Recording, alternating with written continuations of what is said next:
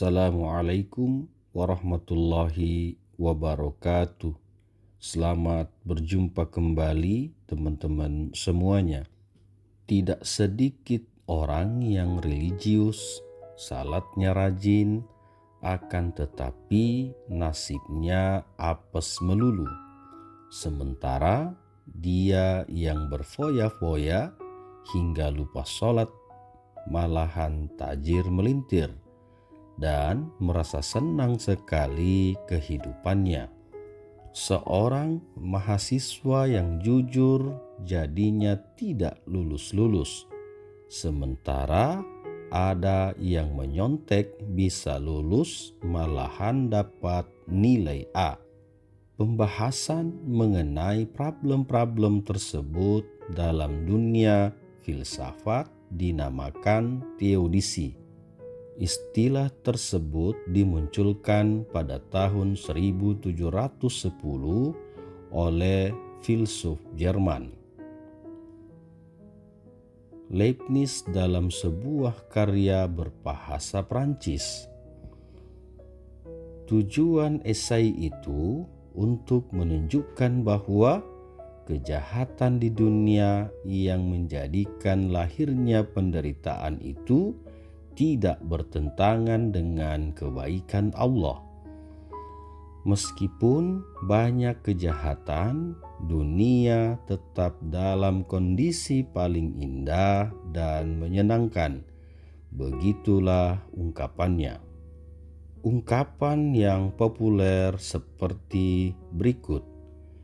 Apakah Tuhan mau tapi tidak mampu melenyapkan kejahatan?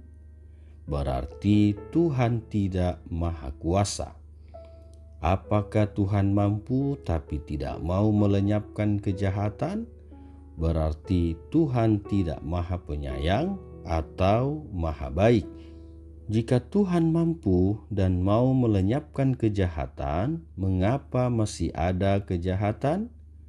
Atau jika Tuhan tidak mampu dan tidak mau melenyapkan kejahatan, mengapa masih disebut Tuhan? Untuk menunjukkan bahwa kejahatan di dunia yang menjadikan lahirnya penderitaan itu tidak bertentangan dengan kebaikan Allah.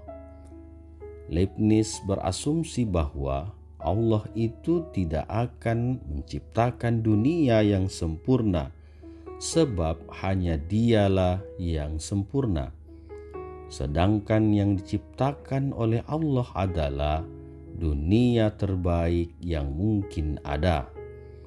Dunia ini sudah pas bagi manusia, sudah porsional dan proporsional. Lebih atau kurang dari ini sudah tidak baik lagi. Baginya tidak ada sesuatu yang benar-benar jahat. Segala hal ada alasannya. Selalu ada hikmah di balik segala sesuatu yang terjadi di dunia ini yang menjadikan kita lebih baik lagi ke depannya. Kalau Allah maha baik, diasumsikan kalau Allah pasti punya dasar baik, punya alasan yang baik. Mungkin seolah-olah logis padahal tidak. Kejahatan dengan sifat-sifat Tuhan itu jelas sangat kontras. Kalau kita meyakini kejahatan itu ada, berarti kita harus menerima kalau Tuhan itu tidak maha kuasa atau tidak maha penyayang. Itulah yang diungkapkan oleh David Hume, filsuf Inggris masa pencerahannya, membantah argumen dari model Leibniz.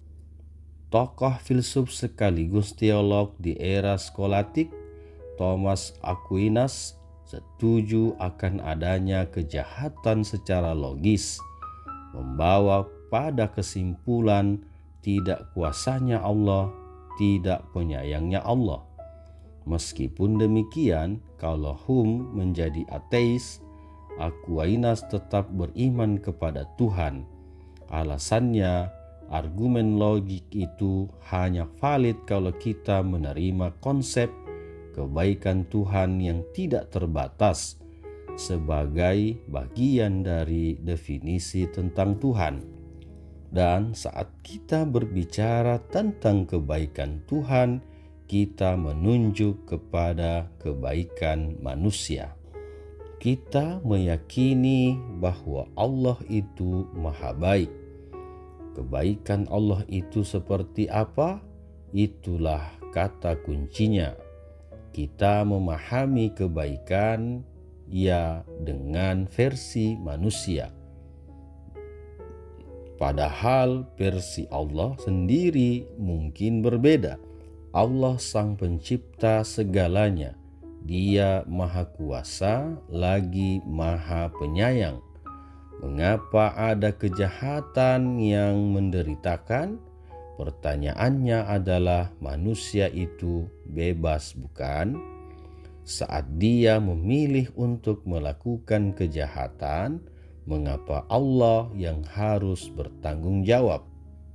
Kalau manusia diberi kebebasan memilih, maka harus ada pilihan.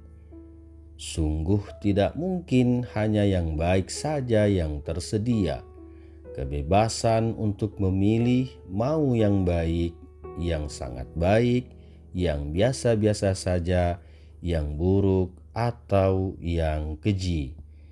Kalau kebebasan dikatakan ada, tanpa adanya opsi untuk dipilih, ya sama saja bohong. Tanpa adanya kejahatan, tidak akan ada yang namanya kebaikan. Berterima kasihlah pada yang jelek sehingga menjadikan kita baik.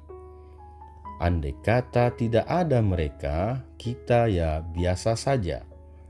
Kasarannya semacam itu. Ketika bohong tidak ada, maka kejujuran tidak ada nilainya. Kejujuran, ketulusan, kedermawanan, dan lain sebagainya yang dikonotasikan sebagai yang baik menjadi berharga, sehingga kita diusahakan untuk bisa bersifat demikian, itu baik oleh diri sendiri atau tekanan norma dalam kehidup masyarakat.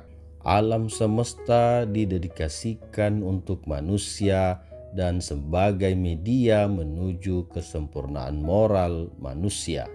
Selain itu, secara umum hadirnya bencana alam merupakan moral warning, peringatan dan pembelajaran bagi yang tidak mengalaminya. Kadangkala bencana alam datang sebagai hukuman bagi mereka yang durhaka dan tidak bermoral.